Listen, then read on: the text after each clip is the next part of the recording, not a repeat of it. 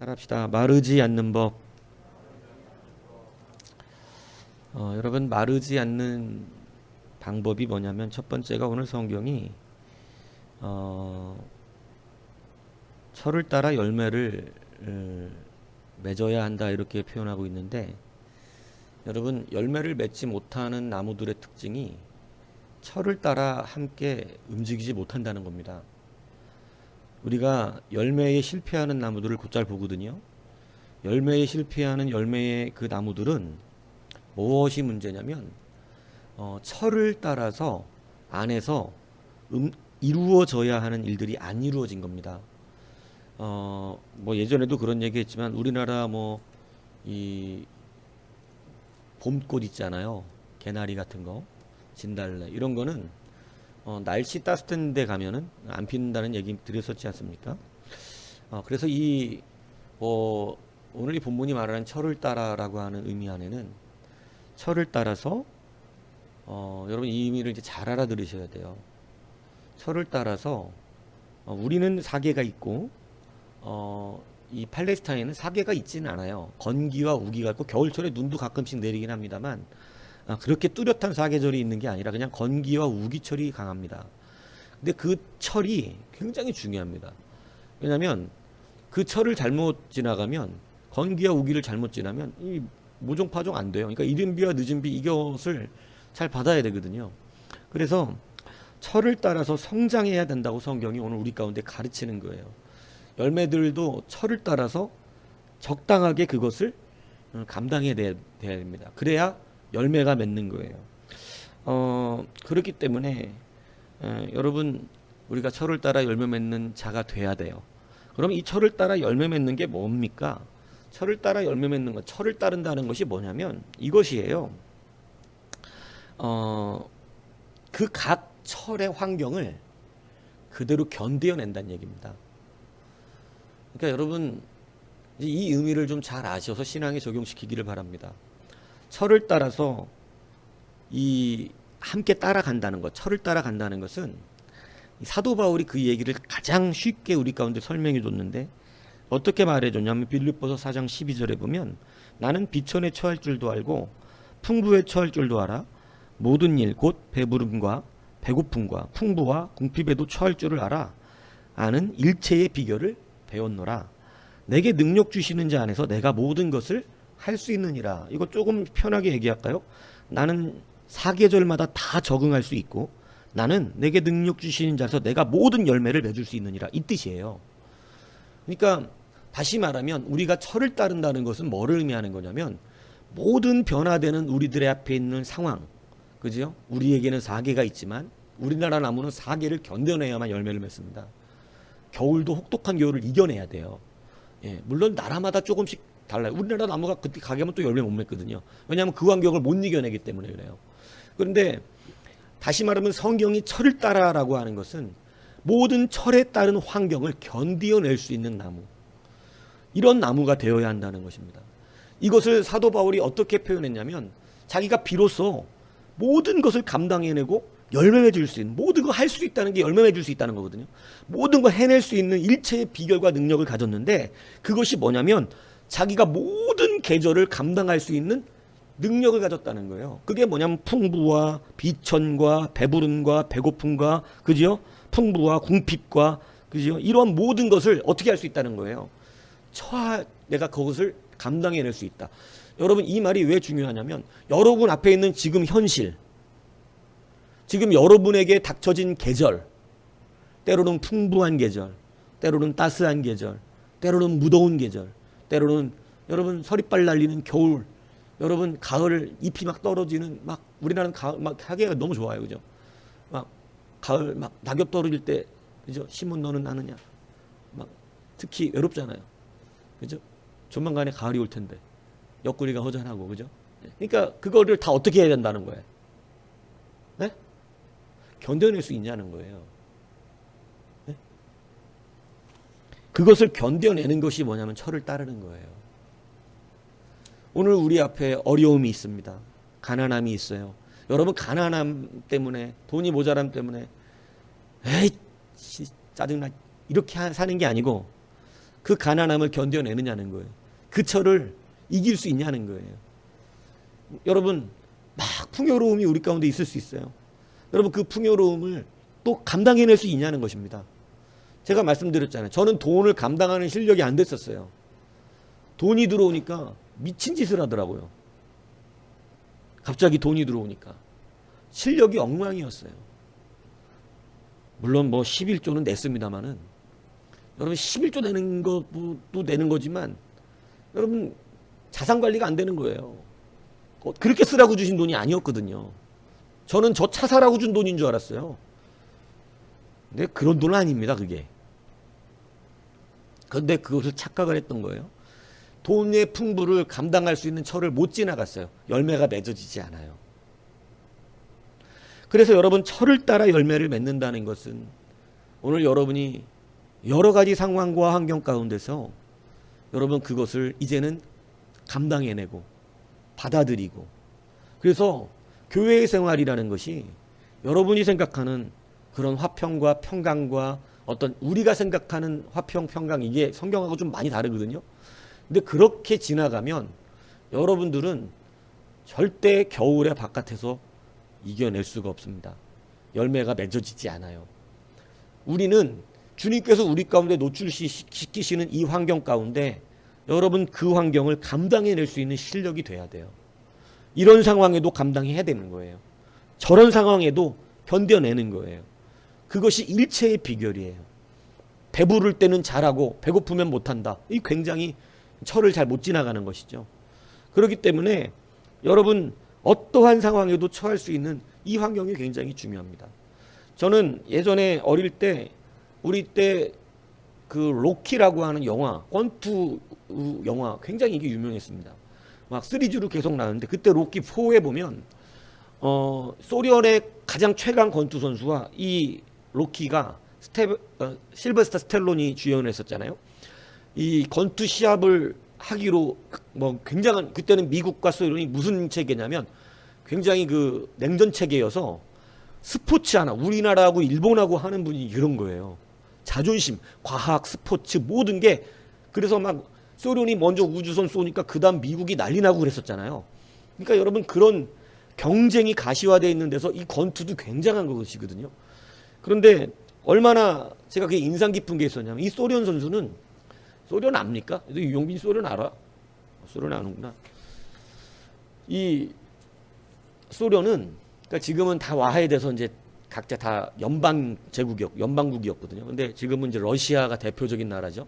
근데 그 소련의 선수는요, 첨단 장비를 갖고 운동을 해요. 80년대 헬스장을 가면 러닝머신이라는 게 없어요. 저희는 러닝머신을 몰라요. 제가 어릴 때는 헬스장에 러닝머신 같은 건 없었어. 그냥 엮기하고 그냥 뭐 진짜 아주 단조로운 것 뿐이에요. 그리고 좀 큰 데는 주변을 뛰게 만들어놨어, 트랙을. 헬스장에서 옆으로 뛰어, 이렇게 조그맣게. 그러니까 러닝머신이라는 게 없었거든요. 근데 제가 그때 TV를 보는데 저도 처음 본 거죠.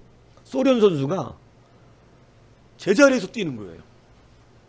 각종 막 그 몸 센서를 달고 센서를 측정해서 막 심박수네 막 이런 걸, 와, 최첨단. 근데 미국의 로키는 그냥 길을 뛰어요. 길을 뛰면서 막 복싱, 이거 섀도우 복싱이라고 그러잖아요, 그죠? 이 섀도우 복싱을 하면서 막 뛴다고. 근데 막 뛰는데 여러분 날마다 상황이 달라요. 날마다 차가 오기도 하고 사람이 많기도 하고, 그리고 오르막을 뛰기도 하고 내리막을 뛰기도 합니다.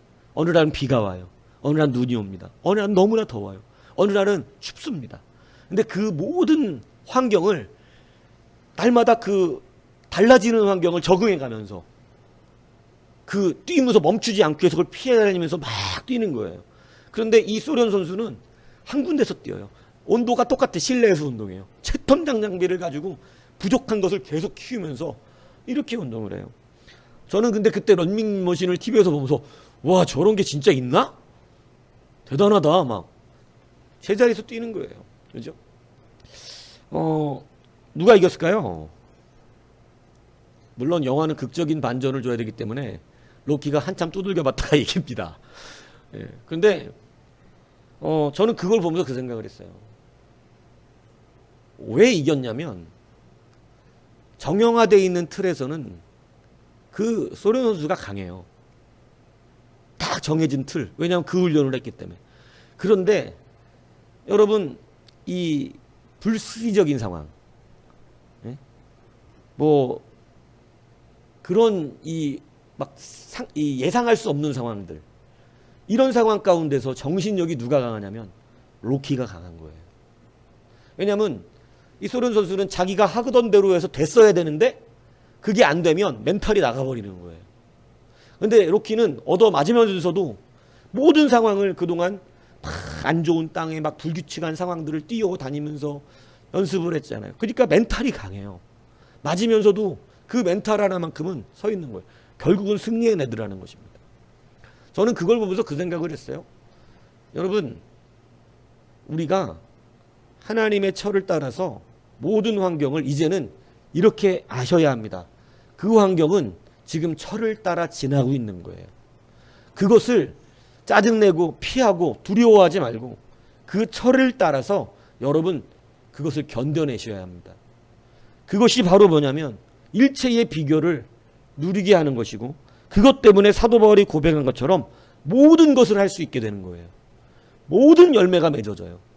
어떠한 것에서 부족해서 열매가 맺어지지 않는 이러한 일이 벌어지지 않는다는 사실을 알아야 합니다.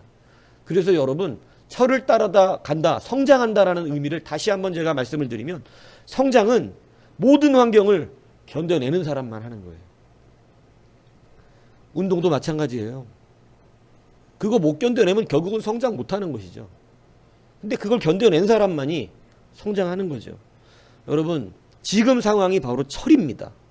돈이 없고 어렵고 힘든 거, 그거에서 자꾸 여러분 이상한 생각을 하잖아요. 잘할 수 없다 이거예요. 뭐가 이건 아니야, 이건 아무것도, 이게 지금 말이 돼? 여러분, 그런 거는 안 된다는 거예요. 말이 안 되지만 겨울이 지나야 돼요. 말이 안 되지만 이상하잖아요. 여러분, 낙엽을 다 떨어뜨린다는 게 말이 됩니까? 나무에게? 자기 낙엽을 떨어뜨리면 되나요? 여러분, 우리 입장에서는 되겠죠. 왜? 그 다음에 다시 나잖아요.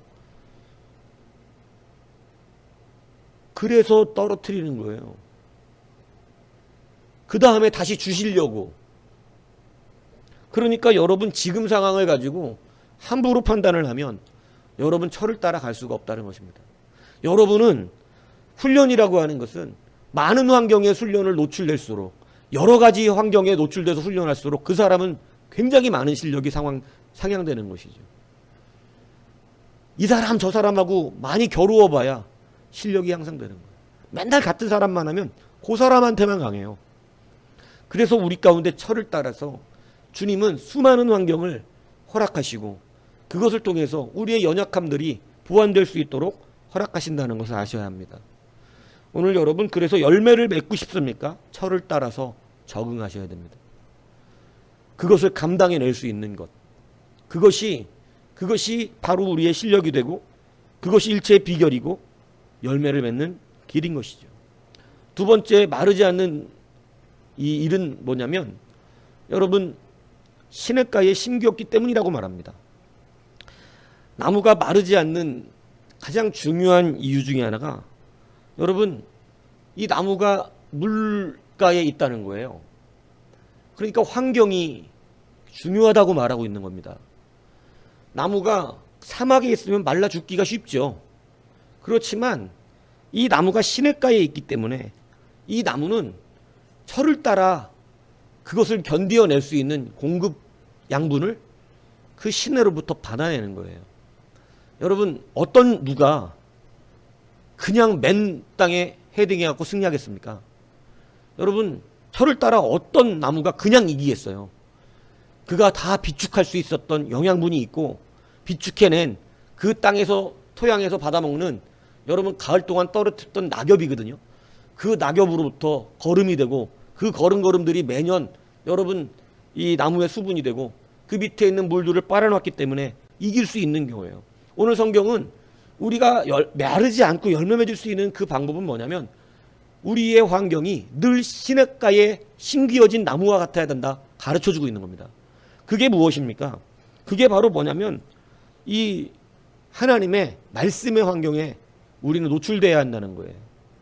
하나님의 말씀이 여러분 우리는 우리가 받아먹는 신의 물과 같은 생명수와 같은 그런 것이라고 하는 것을 잊지 않아야 합니다. 여기에도 두 가지의 의미가 내포되어 있어요. 첫 번째는 뭐냐면 말씀의 환경을 만들어서 말씀 속에 살아가야 한다는 거예요.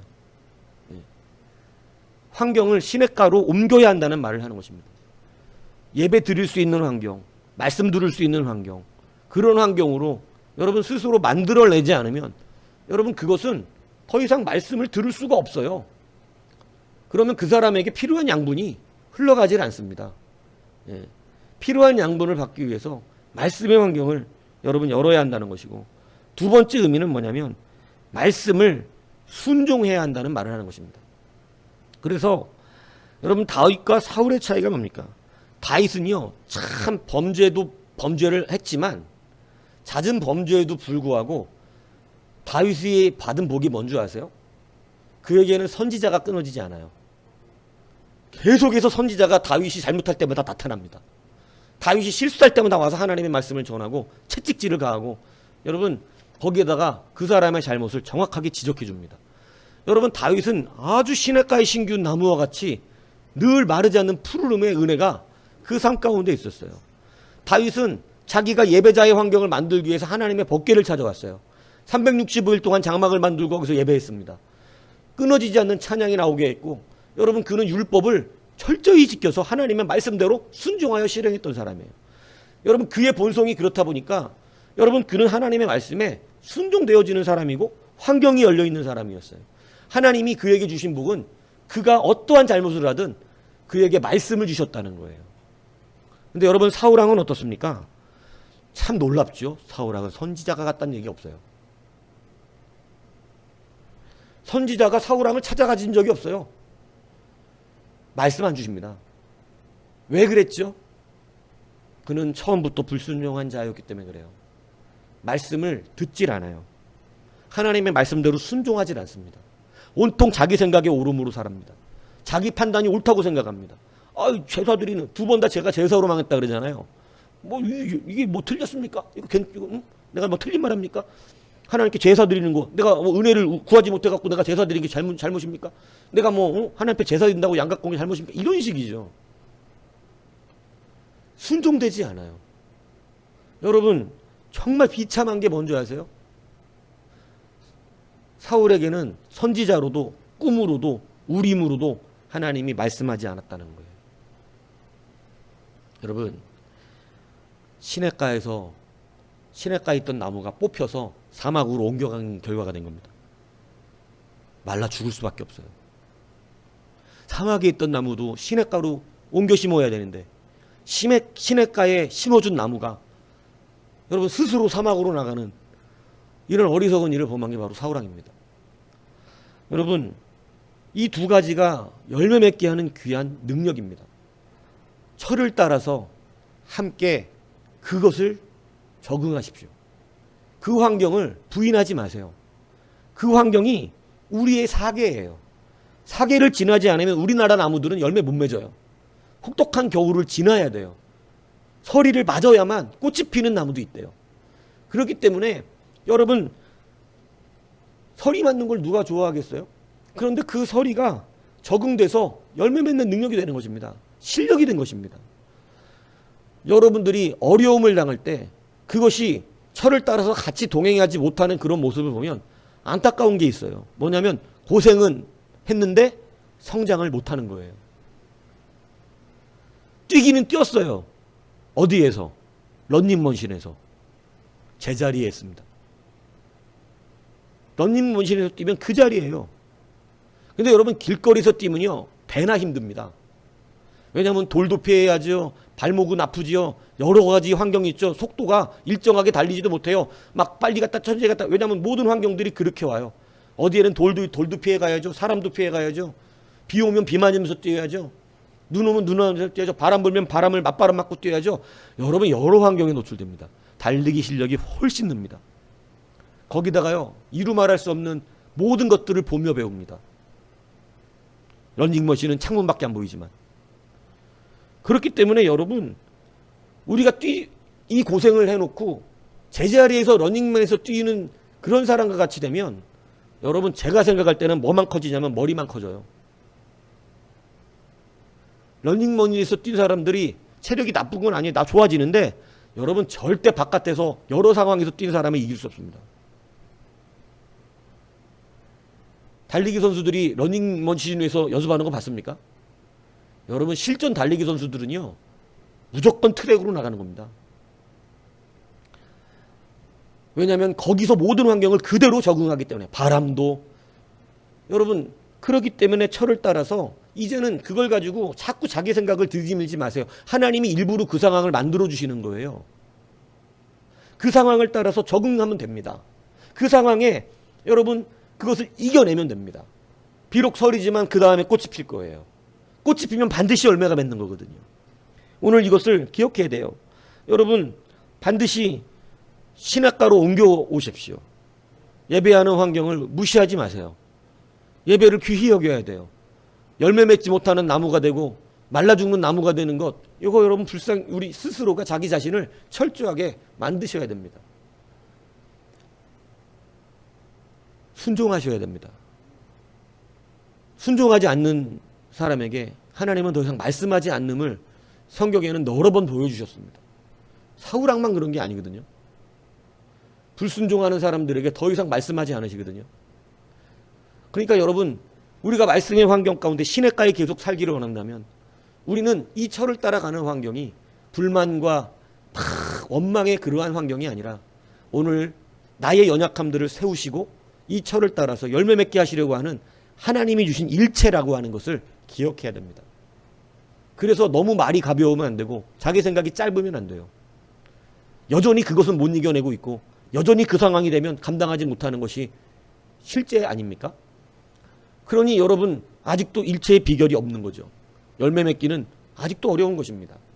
그러나 이제는 그 환경도 넘어가고 이제 그렇게 해도 문제가 생기지 않고 이젠 그러해도 늘 하나님 앞에 설 수 있는 그러한 일체가 생긴다면 여러분 그 사람은 점점 연약함이 사라지는 것이죠. 모든 환경들을 이길 수 있는 실력이 늘게 되는 것입니다. 모든 열매가 맺어질 것입니다. 모든 열매가. 얼마나 멋이 있는 말이에요. 그죠? 모든 일이 다 형통화 됩니다.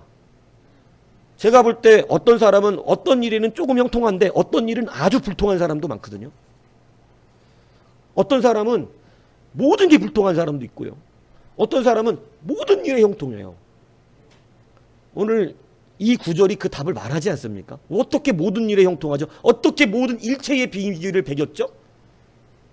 모든 환경과 모든 사계를, 계절을, 시절을 쫓아서 그것을 거절하지 아니하고 감당했기 때문이라는 거죠. 당연히 실력이 늘 수밖에 없는 것입니다. 당연히 여러분 할 수밖에 없죠. 모든 환경을 다 경험했으니 모든 형통함이 일어나는 거 아니겠습니까? 이것이 바로 시냇가의 신기운 사람의 마르지 않는 그러한 복이요 형통이라는 사실을 기억하시기 바랍니다. 오늘 여러분 열매 맺는 귀한 은혜의 방법, 마르지 않고 사는 법, 오늘 성경이 우리 가운데 알려줍니다. 서를 따라서 일체의 비결을 배우십시오. 또 시냇가에서 말씀의 환경과 말씀의 순종을 이루십시오. 모든 일이 형통케 되어지는 귀한 역사가 일어난다고 성경은 약속해주고 있습니다.